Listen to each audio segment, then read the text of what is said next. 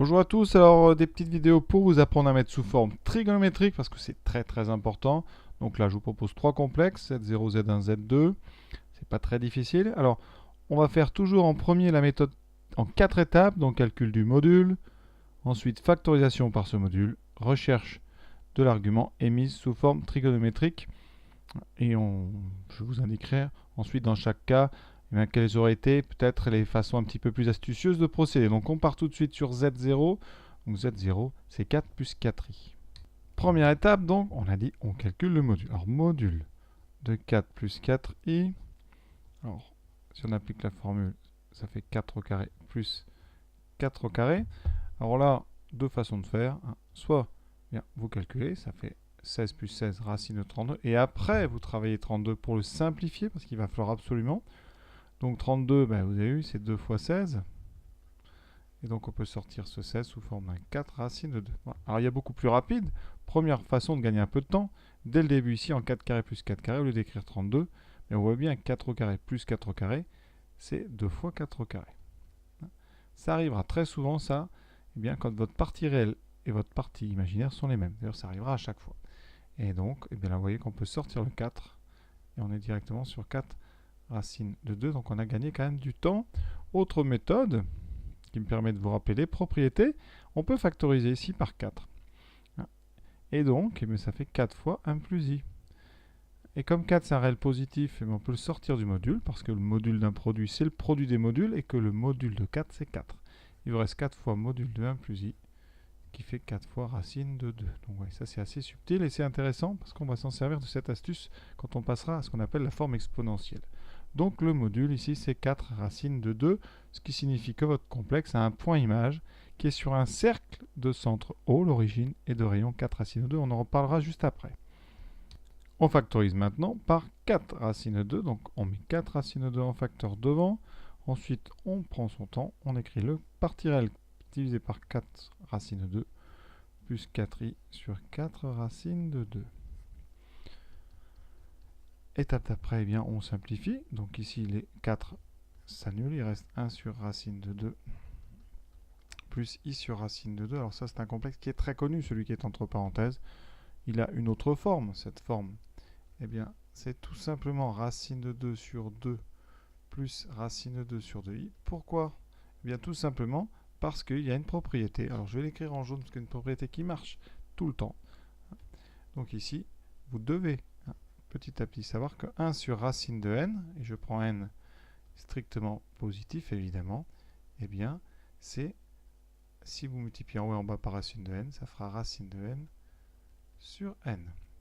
D'accord? Donc ici, eh bien 1 sur racine de 2, c'est racine de 2 sur 2. Ça marche, hein, vraiment dans beaucoup de situations.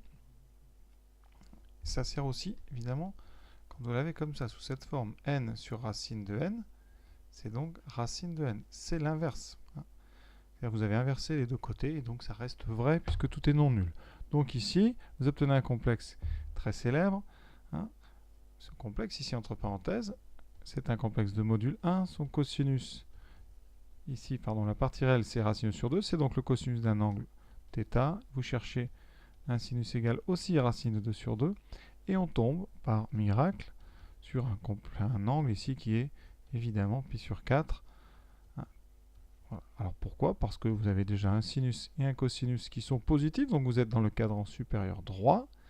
Ensuite, dans les tables de trigonométrie, racine de 2 c'est associé, racine de 2 sur 2 c'est associé à pi sur 4 évidemment. Donc forme trigonométrique parce qu'on va aller jusqu'au bout. C'est donc conclusion en bas à gauche.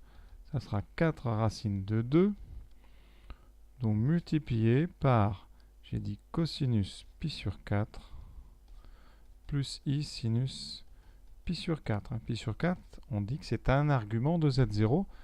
Ici, ça veut dire que θ, c'est égal à argument de z0 modulo de pi. Voilà.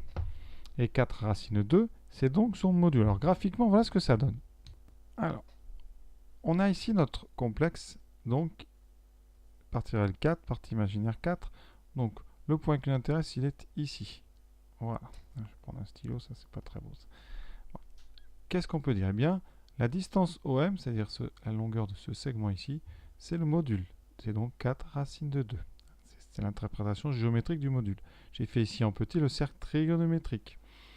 Eh bien, ici, donc, on a l'abscisse, ça sera donc 4, et l'ordonnée, c'est donc 4. Eh bien, l'argument, vous le retrouvez, c'est l'angle que fait l'horizontale ici avec la demi-droite que je viens de tracer ici.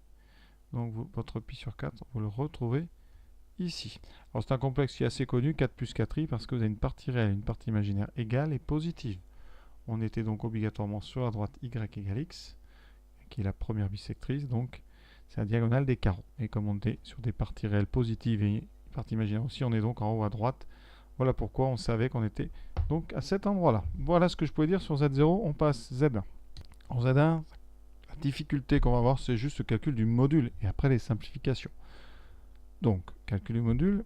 Alors, première étape, si on fait sans réfléchir, un module de Z1, ça va être égal à racine carrée. Alors, il faut prévoir un peu de place. Donc, je détaille pour ceux qui sont un petit peu en peine sur le point de calcul. On a donc ça au carré. Je ne mets pas le moins parce qu'au carré, on sait bien que les moins, eh bien, ils se transforment en plus. Et vous aurez 5 racines de 3 demi au carré. Voilà.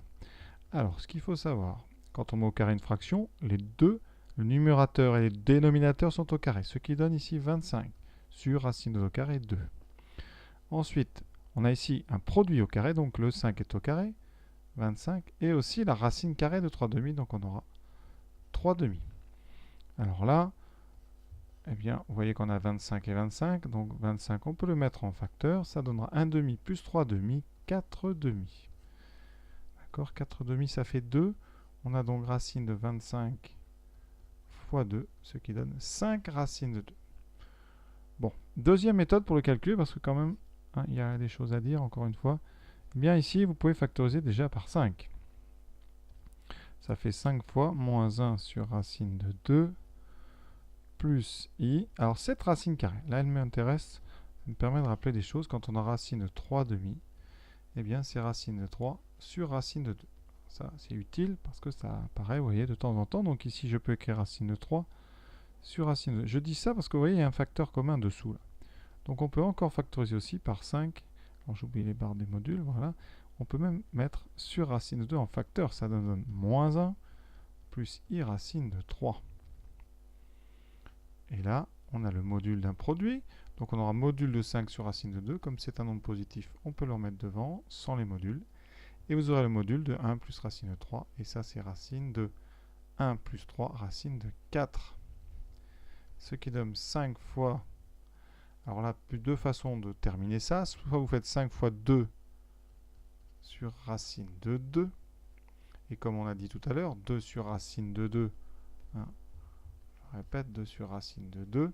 Hein, si on multiplie en haut et en bas par racine de 2, il vous reste racine de 2. Ça, c'est étrange, mais c'est comme ça. Et donc ici, on aura 5 racines de 2. Une autre façon de conclure un peu élégante aussi, on regroupe le 4 et le 2 sous une racine. Je m'explique. On a 5 sur racine de 2 fois racine de 4. Eh bien, je regroupe les deux racines ensemble, ça fait 5 sur racine de 4 sur 2. 4 sur 2, ça fait 2. Il nous reste 5 racines de 2. Donc voilà, plein de façons de calculer.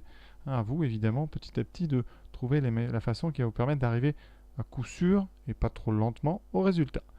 On factorise donc par 5 racines de 2. Alors là, on ne panique pas, il y a beaucoup de fractions, donc on va faire ça de façon élégante. Donc ici, je réécris ma partie réelle, je prévois un petit peu de la mettre plus haut, et je la divise par 5 racines de 2, plus 5i racine de 3 sur 2, que je vais séparer au coup d'après parce que ça m'énerve, et sur 5 racines de 2. Voilà. Et là, on commence à simplifier. Sauf qu'il y a des fractions divisées, donc on va mettre ça sans ce trait de fraction. Donc on divise une fraction par un nombre, ça veut dire que ça revient à multiplier 5 racines de 2 par l'inverse de 1 sur, donc l'inverse de 5 racines de 2. Voilà, plus, donc là, eh bien les 5 se séparent, et j'ai mon racine de 3 sur 2 là qui m'embête, donc je vais séparer, ça fait racine de 3 sur racine de 2 sur racine de 2. Alors ça peut gêner certains. On continue tranquillement. 5 racine de 2 fois, alors moins 1 sur racine de 2 fois racine de 2 ici, parce que les 5 s'annulent, ça fait 2. Moins 1 demi, Là, on a ici deux façons de faire la suite. La question, c'est qu'est-ce qu'on a ici? Et on peut trouver la réponse généralement avant de faire le calcul. Pourquoi? Parce que cette méthode de factorisation par le module, elle n'a pour but, si vous avez bien compris, que de faire apparaître entre les parenthèses un complexe de module 1, c'est-à-dire quelqu'un qui peut s'écrire cosinus θ plus i sinus θ. C'est d'ailleurs notre but à chaque fois. Donc ici, vous avez un moins 1,5. Donc si vos calculs sont fiables, quel est le nombre qui correspond à chaque fois en trigonométrie à 1,5? Eh bien, vous le savez, c'est, roulement de tambour, c'est racine de 3 sur 2. Donc ici, vous aurez forcément soit racine de 3 sur 2, soit moins racine de 3 sur 2. Comme le signe au départ de la partie imaginaire est positif, comme ici, vous aurez donc plus i racine de 3 sur 2. C'est obligatoire. Sinon, ça veut dire que vous êtes trompé quelque part ailleurs. Soit que votre demi est faux, on va dire qu'il y a peu de chance, vous avez trouvé un demi, c'est déjà bien, c'est dans le tableau. Soit votre module était faux, ou alors bien vos calculs ici sont un petit peu n'importe quoi. Donc, on va quand même vérifier qu'est-ce que ça donne. Racine de 3 sur racine de 2 divisé par racine de 2. Alors ça, c'est des étages. Donc on prend le numérateur qui est racine de 3 sur racine de 2. Et comme on le divise par racine de 2, on le multiplie par l'inverse de racine de 2, c'est-à-dire 1 sur racine de 2. Vous voyez que les deux racines sont donc au même étage en dessous. C'est donc racine de 3 sur 2. Voilà, on a fait le boulot. Pourquoi? Parce que maintenant on cherche un angle dont le cosinus vaut moins 1,5 et dont le sinus vaut racine de 3 sur 2. Alors, première chose, déjà, où est-ce qu'il est dans le cadran? Cos négatif, sinus positif, il est en haut à gauche. Dans quelle famille? Eh bien, c'est la famille qui a des cosinus égaux à moins 1,5 ou 1,5. Alors, 1,5, vous voyez, c'est ici. Donc, c'est un angle assez haut. C'est donc le plus haut entre pi sur 3 et pi sur 6. C'est donc, vous êtes dans la famille pi sur 3. Pi sur 3 à gauche. Pi sur 3 à gauche, c'est, oui, vous le savez, c'est 2 pi sur 3. Et c'est votre travail, justement, d'arriver maintenant, quand on est à ce point-là dans le chapitre, d'arriver à ne plus vous tromper ici quand vous avez à choisir l'angle, quand vous connaissez son cosinus et son sinus. Il faut s'entraîner, sinon vous ne ferez rien. Donc ça, vraiment, j'insiste, c'est capital. Conséquence, évidemment, une fois que vous avez fait ça, vous avez l'écriture trigonométrique. Cosinus de pi sur 3 plus i sinus de pi sur 3. Voilà. J'espère que ça vous a plu. Maintenant, on passe au numéro Z2, qui n'est pas très compliqué, mais c'est bien de faire des exercices. On est parti. Racine de 2 plus i racine de 2. Donc, comme depuis le départ, je vais avec la méthode, sans trop réfléchir, je calcule le module, parce que ça, moi, je sais faire. C'est donc racine de 2 au carré, donc 2 plus racine au carré, 2. Ce qui fait racine de 2 plus 2 racine de 4, donc 2. Alors là, c'est pas la peine de faire 10 millions d'astuces pour faire ça. On peut faire autrement, factorisant au début par racine de 2, vous voyez. Ça peut, mais on va dire qu'ici, c'est tellement rapide de le faire sans astuce. Voilà. Sinon, vous factorisez par racine de 2, vous aurez racine de 2 fois 1 plus i, ce qui fait racine de 2 fois le module de 1 plus i.